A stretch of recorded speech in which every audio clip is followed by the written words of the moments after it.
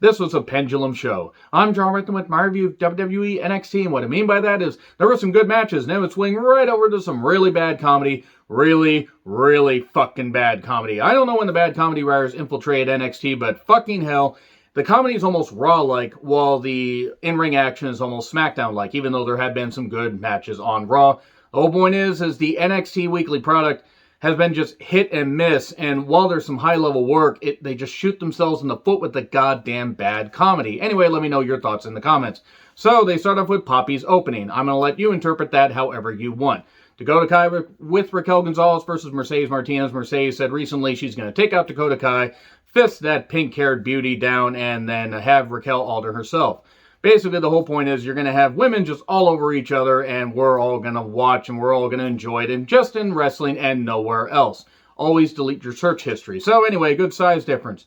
Commentary kept pushing this whole thing of Dakota molding and getting her hands all over Raquel Gonzalez. In many ways, I imagine. I kid, of course, and that nobody thought Raquel Gonzalez would be NXT Women's Championship material a year ago, but now, thanks to Dakota molding her, and again, getting her hands on her, they, now recognize how great Raquel is.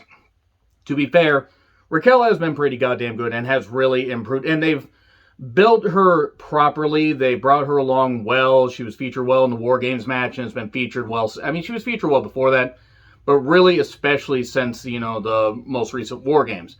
So they did a good job here. And Raquel's out there. Mercedes wants to basically have her alter herself. And Dakota gets her shoulder focused on. She's selling that. Mercedes does get beaten down with some kicks and everything. Of course, at one point we get a Hispanic Amazon fisting and brutalizing a pink-haired New Zealand girl in Orlando News at 10. And then Dakota is scissoring Mercedes from behind during the picture-in-picture. Come on, guys. We want to see a full screen of scissoring between two goddamn women. At least I do. I don't know if you do, but if you don't, I have to question why you are watching this channel and not expecting at least 1 or 20 scissoring jokes per video. So anyway, I've had scissoring on the brain lately. 3 double arm suplexes by Mercedes. That was some pretty damn good stuff. And then Raquel ends up causing a DQ after her and Mercedes have a bit of a, bit of a brawl out there, a bit of a stare down. And then she ducks a clothesline from Raquel. Hits Raquel, Mercedes does, tries to go for her finish, or at least some sort of fireman's carry into her finish, and then Raquel kicks to cause a DQ and then beats Mercedes down, and there we go. That's the way to set it up. The title match is going to happen in 2 weeks. And Ember and Shotzi talk about their opponents, talk about how they're going to face Jessi Kamea and Aaliyah. Yes, that is a contending team for the tag titles. That proves just how having 2 sets of women's tag titles is really fucking stupid. But anyway, then they talk about Candice and Indy, and then suddenly somebody shows up with flowers. Oh no, the flowers are for Ember and Shotzi, and Frankie Monet then shows up and reads the note, and they're from Dexter Lumis. Obviously they're not from Dexter Lumis, and then Ember and Shotzi are like, no, you take it, no, you take it, no, you take it. Rabbit season, duck season, rabbit season, duck season. Really bad comedy, and Shotzi is capable of doing some good stuff, and Ember is capable of doing some good stuff. This was really bad. This is where I started to question, were the writers on acid, or they just not give a shit? Did they throw a dart at the wall and say, yeah, it's stuck on really bad comedy. Let's just keep doing that because that's what people want to see. I understand you need to have some entertainment, but that only helps when the entertainment is actually fucking entertaining. Unfortunately, it would only get worse. So, obviously, this whole thing is done because it was Candice or Johnny Gargano that basically did the whole thing of, well, we're going to pretend that these flowers are from Dexter Lumis. We're going to send them in his name to drive a wedge between Indy and Dexter because why the fuck not? Why would you not want to have 2 crazy kids fall in love? Anyway, Cameron Grimes wants to get jewelry for himself. And it was at this point that I questioned why the fuck they bother to have Cameron Grimes do... Look, he's sinking his teeth into this, but it's rice paper thin. There is not much stuff going on here. But he, gets... He's able to watch out for what he's doing. He's going to take this jewelry to the moon. I don't know why anybody on the moon would goddamn care. Maybe the little crab monsters from Apollo 18 will care. That movie fucking sucked. Grizzled hung veterans. I'm going to keep calling them that because it's funny. Stop thinking about it, Noah. I know you're thinking about it. So, they call MSK 2 knobheads. Well, Gibson does. And basically the soon-to-be rectimized champions. And then Ciampa and Toothless Tommy, as Ciampa calls him, they show up and they basically say, yeah, how about we fight, and we determine which of the teams should challenge for the tag titles. They have a bit of a brawl. And then we get the floating head, Xia Li, Boa, and the goddamn 1,000-year-old Grudge Ghost. And I hate this. I hate Xia Li. Nothing against Boa. Hate the Grudge Ghost thing. It's stupid. This is almost as bad as the goddamn Alexa Bliss bullshit. And it's probably going to end up being, or probably the Aleister Black thing on SmackDown is going to end up being just as bad as this. What is it with WWE doing a whole bunch of storyboard shit and doing a whole bunch of bad stuff? I understand trying new things, but if it didn't work before, why are you going to do it again? And then why are you going to do it again and again and again? Are you hoping that the shit won't stick to the wall and maybe, hey, we'll find a little bit of a nugget of gold here? So anyway, they didn't show, I guess we're going to have Xia Li and the Grudge Ghost, whatever the fuck her name, I don't fucking care. Tia Masu, I don't goddamn know. She's going to, is it Sion something? I'm actually genuinely confused. And I guess they're going to challenge for the tag titles at some point. That means the Grudge Ghost is going to wrestle, and then she blows smoke at everybody. Hopefully maybe it infiltrates the goddamn brains of the writers and they come up with something better than this. So, Swerve is in the studio. He's impressed with Ruff having some moxie, not Moxley. And says, hey, how about a Falls Count Anywhere match? That's going to be happening, I believe, next week. And then Toni Storm shows up and says that she's not done with Zoe Stark. That Zoe should thank her for making her famous on the most recent takeover. Well, the pre-show, but still. And Toni Storm says she's going to lay out this jobber. Zeta Ramir. Toni yells Zoe constantly and just breaks her down, and I love Toni Storm. I really do. I've never seen this Zeta woman before. So if she's appeared on any NXT episode in the past, I apologize. No disrespect. I don't remember her. But Toni snatches Ramir at one point, phrasing, and then Zoe comes down like, what the hell are you doing? You're not even going to beat her. You're not even going to beat her. You're just going to beat her down. Oh, because I beat you. She tries to go for Storm Zero off the top. That would have been dangerous. Considering sometimes Toni almost drops people on their goddamn heads because that move is a little bit dangerous. But anyway, suddenly Zeta knocks her down and hits a beautiful shooting star press where the distance was a little bit badly gauged, but to be fair, she hit most of it. I mean, as much as somebody could when they're on their first, national, in their first national TV match, or at least in front of, this many people. And I'm talking about viewers. She hit a beautiful shooting star press. Huge pop. 1, 2, 3, Kid Razor Ramon moment. 1, 2, 3. And Zeta gets a victory. Hey, if you want to make a team of Zoe Stark and Zeta Ramir, or not Rainier.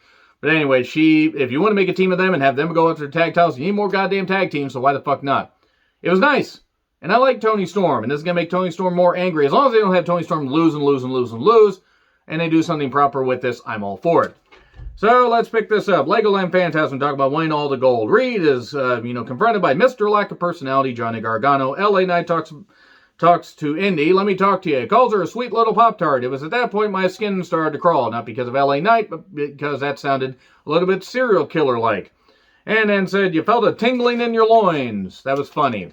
Anyway, Reed versus Theory with The Way. It was at this point that I realized, oh yeah, I fucking hate The Way. I hope Indy gets away from them. Away from them, if you will. Theory gets a nice big drop kick, and look, by the way, Reed would get a shot at Gargano if he won this match. And look, the match was fine. It was well wrestled. Reed's very good. Theory, if he could stop being a creep outside the ring, is actually pretty goddamn good in the ring. But later, Loomis shows up. Indy's upset. You talk too much. He hasn't said a goddamn word. God, I don't know what he said to her off camera. Or maybe I do. Do you want to know what he said to her? Or what she said to him? Or what they said to each other when they... Sorry, I lost my train of thought. Loomis then ends up shoving Indy out of the way when Theory almost gets smashed into her. So he saves Indy by throwing her shoulder into the goddamn turnbuckle. And then Tsunami Splash, 1, 2, 3. And then Reed gets a shot. Kushida then and MSK are backstage. It's MS Kushida. That should be a shirt. It wouldn't be the worst shirt they've even come up with. More bad comedy with The Way. They convince Indy to be upset at Ember and Shotzi. They're trying to steal your guy.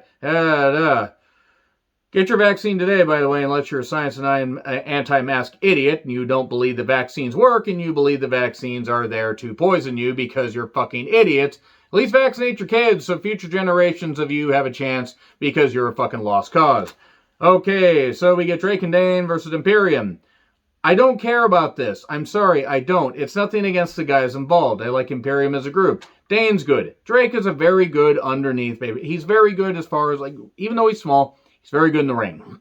I hate the theme, and I know you're supposed to hate the theme, but Legit, why should I care? Dane kept getting knocked down, and Drake had even said earlier, oh, I see, Imperium's, or you're going to be taken out, and I'm going to have to go 2-on-1. Eventually, he attacks, but he gets laid out again. Wolf will not hit him with a chair. Bartel's like, what the hell are you doing? European bomb on Drake, 1, 2, 3. And then they have a bit of a stare down, like, what the hell's going on? Obviously, it's just to get Dane into Imperium eventually. So then Pete talks about opportunities. Step up to me, I dare you, I'm the best, all this. More Grimes jewelry shopping. Ted DiBiase shows up and gets the watch because he's not a millionaire like the $1 Million Man. There's your payoff. Fucking sucked.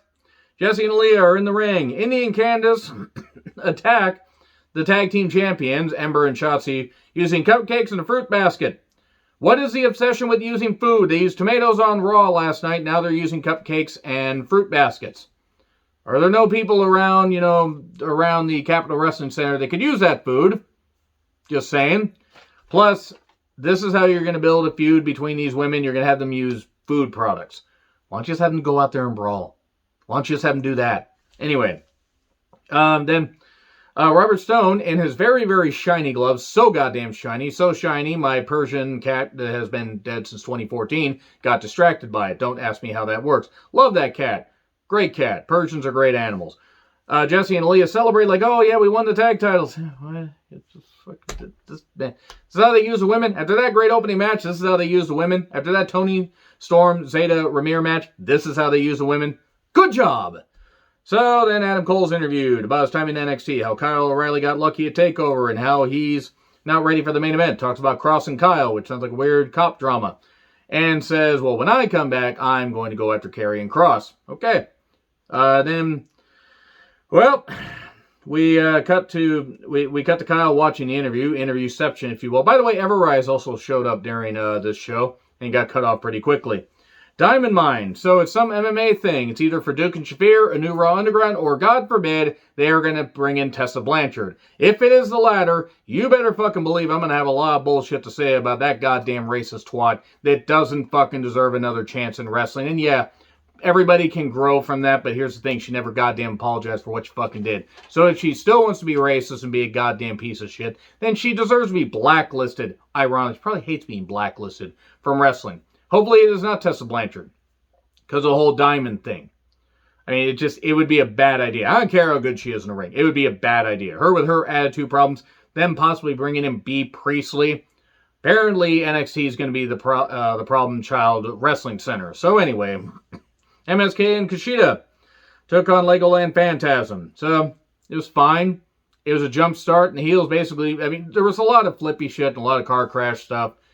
The heels eventually took over, put Kushida through the goddamn announcer's table, hit the high-low on Carter 1, 2, 3.